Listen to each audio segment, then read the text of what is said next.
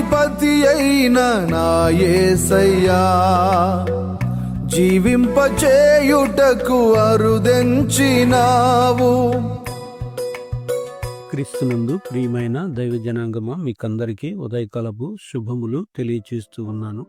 ప్రతి ఉదయం ప్రభువుతో సావాసం అనే కార్యక్రమానికి మిమ్మును ప్రేమతో ఆహ్వానిస్తూ ఉన్నాను.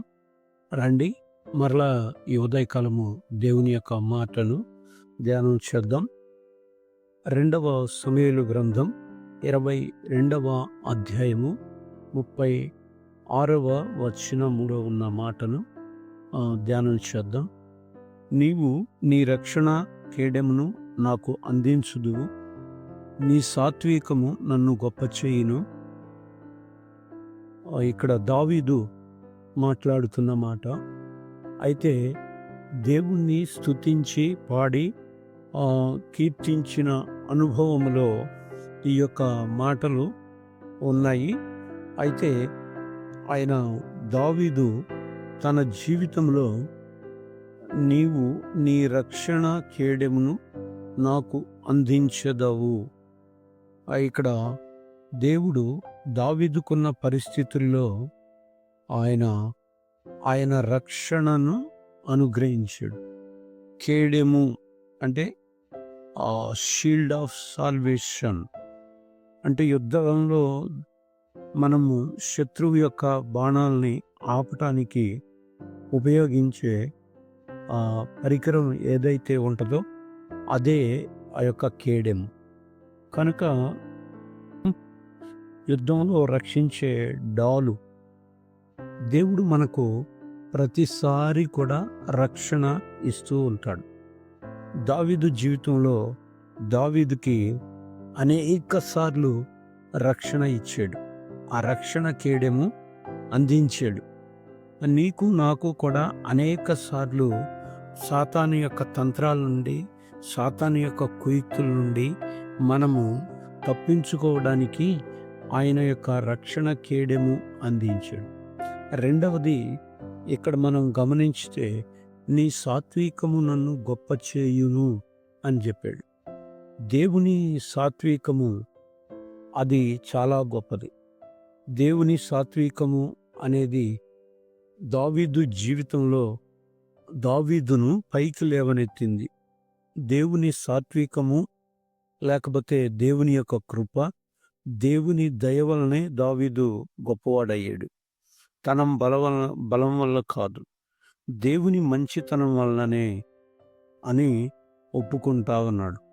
ఈ యొక్క 2వ సమూయేలు 22వ అధ్యాయము దావీదు తన శత్రువుల చేతిలో నుండి, సౌలు చేతిలో నుండి యెహోవా తన్ను రక్షించినందుకు పాడిన కృతజ్ఞతా గీతం ఈ గీతం.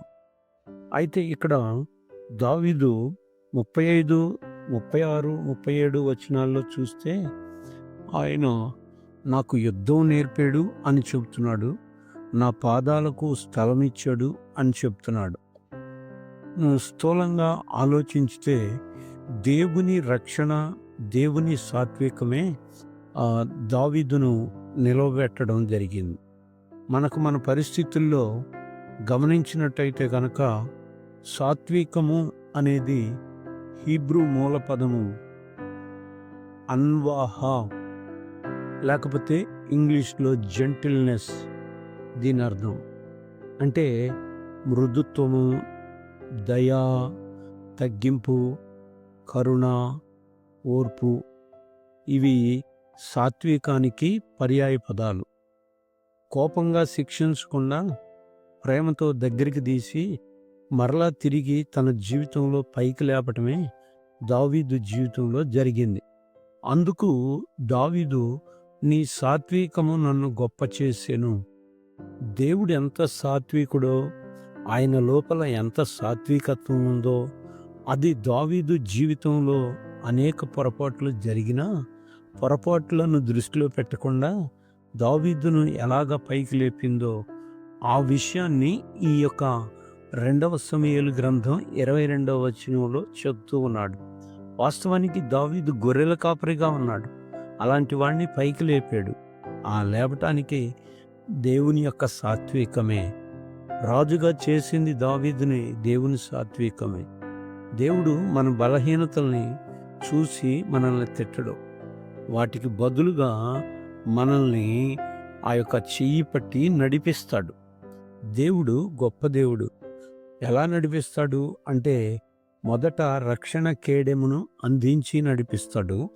తర్వాత ఆయన సాత్వికాన్ని మన పట్ల చూపెడతాడు. దేవుడు రక్షణ కేడాన్నిచ్చి కాపాడటమే కాదు, దేవుడు మనల్ని కాపాడుతూ కాపాడుతూ గౌరవంగా కూడా చూస్తాడు. అందుకే 35వ వచనంలో అన్నాడు, నా చేతులకు యుద్ధము నేర్పువాడు ఆయనే అన్నాడు, నా బాహువులు ఇత్తడి గిల్లును ఎక్కుపెట్టును అని చెప్పాడు. అంటే యుద్ధం నేర్పినా, యుద్ధంలో గెలిపించినా, లేక ఆ యొక్క యుద్ధంలో దేవుని యొక్క కాపుదలు ఇచ్చిన, ఇవన్నీ కూడా దేవుని యొక్క సాత్వికం ద్వారానే దావీదుకు వచ్చినాయే తప్ప దావీదు యొక్క గొప్పతనము ఏమీ లేదు. కనుక మనల్ని అలానే గొప్ప చేస్తాడు. అయితే ఆయన బలము, ఆయన దయ, ఈ రెండు ఆయన స్వభావాలై ఉన్నాయి. కీర్తనల గ్రంథంలో 18:35లో అక్కడ నీ సాత్వికము నన్ను గొప్ప చేసేను అని రాశాడు. మరలా మనం గమనించితే సాత్వికము అనేది మత్తయి సువార్త 11:29 దగ్గర, నేను సాత్వికుడను దీన మనస్సు గలవాడను కావున మీ మీద నా కాడి ఎత్తుకుని నేర్చుకొనుడి అన్నాడు. అంటే దేవుని యొక్క కుమారుడిగా యేసయ్య లోకానికి వచ్చినప్పుడు నేను సాత్వికుడను దీన మనస్సు గలవాడను అని చెప్పాడు. అంటే దేవుని లోపల సాత్వికం ఏదైతే ఉందో అదే ఒక పాపి పట్ల, పాపి పాపం చేసిన పాపాన్ని బట్టి శిక్షను ఇవ్వక సాత్వికాన్ని బట్టి ప్రేమించి దగ్గరకు తీసింది. కావున మనం మన జీవితంలో దేవుని సాత్వికము మనల్ని గొప్ప చేయాలి అంటే మనము మన పరిస్థితుల్లో దేవుని దగ్గర ఆ పాపమును వీడి మనము బ్రతకటం నేర్చుకోవాలి. దేవుని ఎదుట ఆయన మంద మనం, ఆయన గొర్రె పిల్లలం మనం. యెషయా గ్రంథం 40వ అధ్యాయం 11వ వచనంలో ఇలాగా రాయబడి ఉంది, గొర్రెల కాపరి వలె ఆయన తన మందను మేపును, తన బాహువుతో గొర్రె పిల్లలను కూర్చి రొమ్మున ఆనించుకుని మోయును, పాలిచ్చు వాటిని ఆయన మెల్లగా నడిపించును. అంటే ఆయన యొక్క ప్రజల గూర్చి ఆయనకు ఎంత శ్రద్ధ ఉందో, ఎంత దయ ఉందో, ఎంత జాలి ఉందో ఈ మాటలు మనకి చెప్తూ ఉన్నాయి.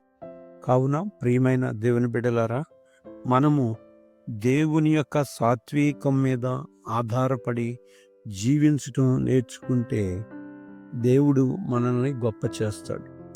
దేవుని యొక్క సన్నిధానంలో మనం ఉన్నప్పుడు ఒకవేళ తప్పు జరిగినా దాన్ని బట్టి తిరస్కరించడు. అట్లని మనం తప్పు చేసేవాళ్ళగా కూడా ఉండకూడదు. క్షమించి మళ్ళీ అవకాశం ఇస్తాడు, పడిపోయినప్పుడు లేపుతాడు. అయితే నీ వైఫల్యాలతో నిన్ను ఆయన నిర్వచించడు. అంటే నీ వైఫల్యాలు చూసి నీకు తీర్పు ఇవ్వడం, పడిపోయిన పరిస్థితుల్లో కూడా లేపుతాడు. చిన్న విషయాల్లో కూడా జాగ్రత్త తీసుకుని మనల్ని తన సాత్వికత్వంతో ముందుకు నడిపిస్తాడు.